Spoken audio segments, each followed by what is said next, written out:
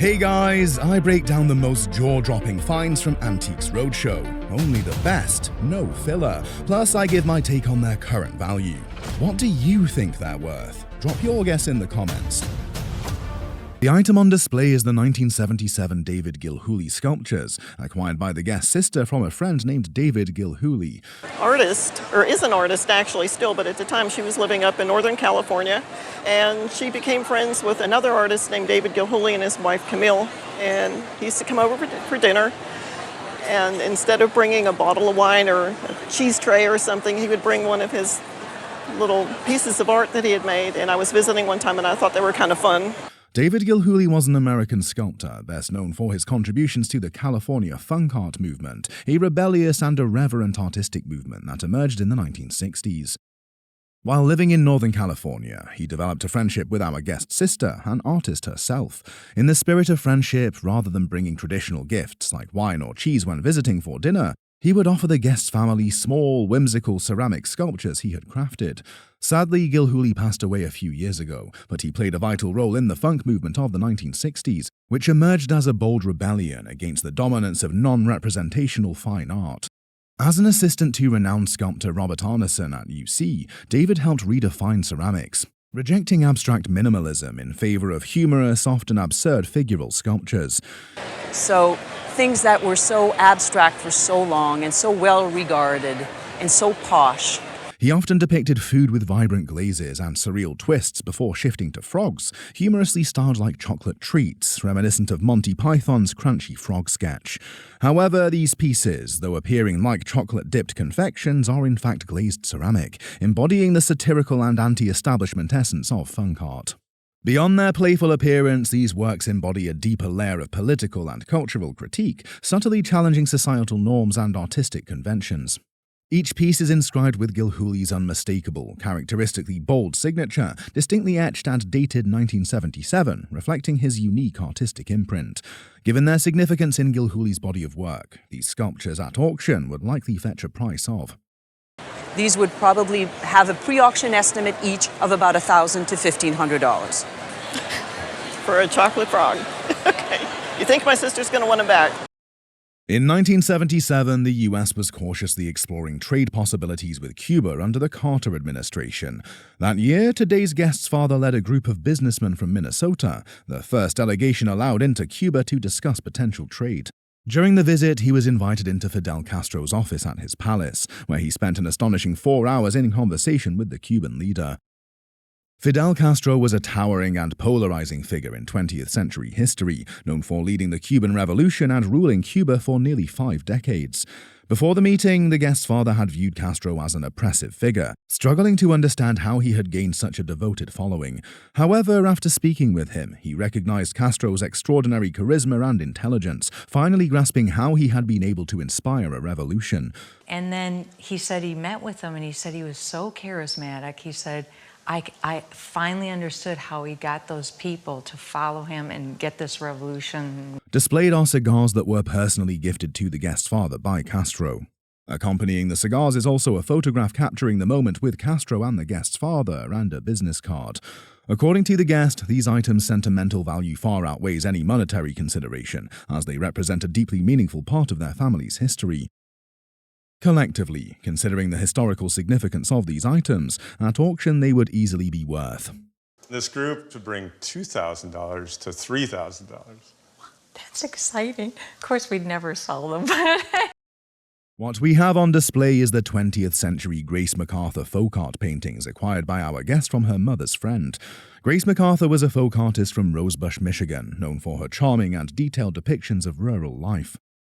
However, as a child, the guest visited MacArthur's studio with her mother, forging a personal connection to her work. These collections include a set of paintings representing the 4 seasons, and they were originally owned by our guest's mother. Additionally, we also have a special piece in this collection, a painting that was gifted by MacArthur to the guest at her wedding reception in 1974.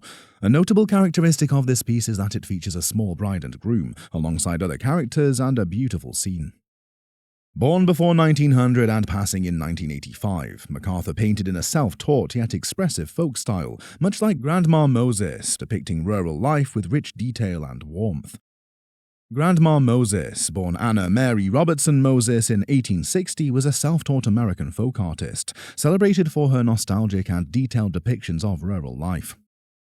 While MacArthur's works hold regional significance, folk art enthusiasts appreciate its authenticity and charm. As a testament to the lasting appeal of MacArthur's work, experts estimated this collection's retail value at approximately probably for retail purposes would be about $2,000. Wow, that's neat. My mother would be happy.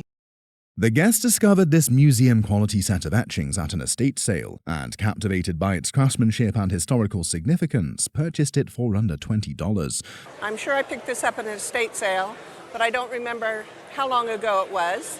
And I just like to look at nice things and quality things, that most of which I can't afford. And I saw this and I opened it up and read the card on the inside, and it said that it was museum quality set, and I thought, oh, okay, I'm buying this. After adequate research, she discovered that these etchings were created using the original plates from Francisco Goya's late caprichos. Francisco Goya was one of Spain's most influential artists, known for his masterful paintings and groundbreaking etchings that captured the political and social turmoil of his time. Interestingly, he initially produced the caprichos in 1799, using his art to critique Spanish society. In the 1820s, during his self-imposed exile in Bordeaux, he created these later etchings on 3 double-sided plates, producing only a handful of proofs in his lifetime. Basically, to stay out of trouble. This was at the end of his career. And it's at this time that he produced these images. And they're called the late caprichos of Goya because they kind of match the size of the caprichos that were made in 1799. These plates passed through various hands before being acquired in the 1930s by Boston philanthropist Philip Hofer, who later donated them to Harvard Library. Philip Hofer was a prominent American bibliophile, collector and philanthropist known for his extensive contributions to the study and preservation of illustrated books and prints. In 1971, Hofer commissioned New York printer Emiliano Serini to create a limited edition of 150 sets, marked with Serini's blind stamp and Hofer's initials. Emiliano Serini was a highly respected master printer known for his expertise in fine art printmaking. Furthermore, this set, numbered 96, stands among the scarce and highly sought-after prints, distinguished by its historical significance and limited production. And this is number 96, so there's only 150 of these known, and they were made for Friends of the Library and other institutions. Within the edition of 150, there were 25 deluxe editions. You don't have one of those. Okay. But the 25 deluxe editions actually had 2 sets of the 6 etchings printed. Oh, okay. Although individual pieces have been sold across a wide price spectrum, fully intact sets like this remain exceptionally rare. Given their excellent condition, these collections of Francisco José de Goya at auction would fetch a price of To bring between $5,000 and $8,000. Oh my gosh. You're kidding. This John Cullen Murphy original comic art was a wedding gift given over 30 years ago to the guest by her cousin. And it was done by my uncle, her father, John Cullen Murphy. John Cullen Murphy was an American illustrator best known for his work on the legendary comic strip Prince Valiant. Murphy, a celebrated artist, took over the Prince Valiant comic strip from its legendary creator Hal Foster. Hal Foster was a pioneering Canadian-American illustrator and comic strip artist, best known for creating one of the most influential and long-running adventure strips in comic history. Foster launched Prince Valiant in 1937 and continued drawing it until around 1970, when he decided to step back. Recognizing Murphy's talent, Foster chose him to succeed him and continue the legacy of Prince Valiant, entrusting him with the responsibility of carrying forward the iconic strip. Initially, Foster provided rough sketches that Murphy would complete, but by 1971, Murphy had fully taken over the strip. Notably, this piece originates from the early years of the transition, adding unique historical value within the broader context of the strip's evolution. As a significant artifact of comic history, it serves as a lasting testament to Murphy's profound artistic legacy and his enduring influence on the medium.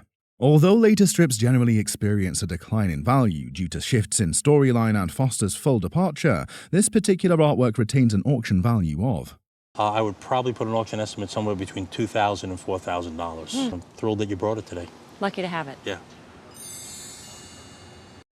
This lithograph, which has been in the Guest family for generations, was originally won by the Guest's grandfather in a contest hosted by a Chicago radio station. Created by Salvador Dali, this piece fuses elements of the United States and Chicago into a stylized flag, also capturing the facade of the Art Institute of Chicago and its iconic lion.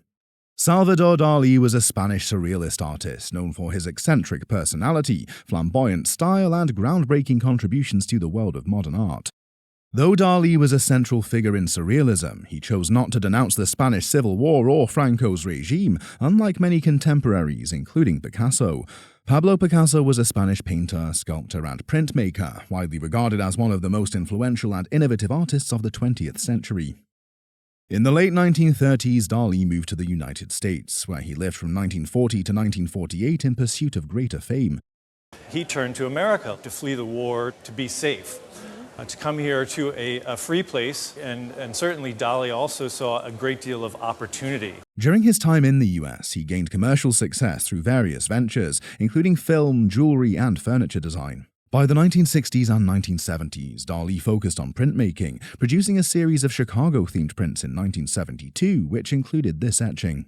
Published by the esteemed Merrill Chase Gallery in Chicago, this print is part of a limited edition of only 100. Merrill Chase Gallery was a prominent art gallery based in Chicago, known for its focus on fine art prints, etchings, and lithographs. Adding to the item's intrigue is its correct signature and numbering, along with the original label still intact on the frame, further confirming its authenticity. This etching by Salvador Dali in its current condition, its replacement value is estimated at Of $5,000. Awesome. Oh my gosh. That's awesome. What we have on display is the Platner high-back lounge chair and ottoman, acquired by the Guest through a garage sale. My cousin called me and said, I'm at this garage sale, our pastor has this chair, his wife hates it, and they just want to get rid of it. And so I asked her how much, and she said $50. And I said, well, I'll buy it. Upon closer inspection, it is discovered that the chair was designed by Warren Platner and produced by Knoll International, dating it to the 1970s. Warren Platner was an influential American architect and designer, best known for his innovative contributions to mid-century modern furniture design. This high-back lounge chair, in tandem with its ottoman, is notably larger than the typical models, offering a more expansive and comfortable seating experience. Although the original fabric may require some restoration, it is imperative to retain it in order to preserve the chair's authenticity and historical value. Featured in this chair is a bronze-tone metal wire base, which is more durable and desirable than the nickel finish, known for its tendency to rust. Interestingly, postmodern furniture like this piece is gaining popularity for its fit within modern, informal living spaces and its reflection of a distinct lifestyle. According to the Guest, this piece, originally acquired for a mere $50, has since gained considerable significance, now recognized for its potential value. Nevertheless, in today's market, this chair and ottoman would each be worth. We'd probably put $1,500 to $2,500 on the chair and $500 to $1,000 on the ottoman. Holy cow. Wow. Wow. Very cool. A Western painting with a mysterious past, a legendary artist, and a value that rides high on the auction trail. The Guest shares the story of this striking piece, a painting that once hung over his in-laws' television before finding its way into his collection. My father-in-law's later life, he says, Gary, would you like to have that painting? And I said, of course. And so that's how I acquired it. But what do we know about its true worth? Let's find out. Titled On the Owl Hoot Trail, this artwork by Frank McCarthy captures the untamed spirit of the West, depicting riders whose allegiance, outlaw or lawman, remains a mystery. To go into their hideout. And so there's always been a question in my mind as whether these are the outlaws going home. This Owl Hoot Trail is the colloquial term for the route the outlaws would take to their hideouts. McCarthy, renowned for his dynamic Western scenes, began as an illustrator, creating butt covers for Louis L'Amour novels and even James Bond thrillers before fully embracing cowboy art. His breakthrough came in 1973 when an Arizona gallery sold 23 of his paintings in just 20 minutes, cementing his place among Western art legends.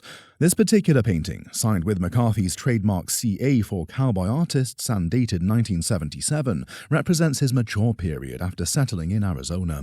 With its cinematic composition and historical significance, this piece stands as a testament to McCarthy's legacy in Western Americana. A hidden treasure, a masterful composition, the quality of the piece places it firmly in the realm of serious collectors. In today's market, a work like this carries an estimated auction value between $20,000 and $40,000. Would be on the order of $20,000 to $40,000. For this painting. Wow. Well, I don't know how much it was acquired for, but that's a big number.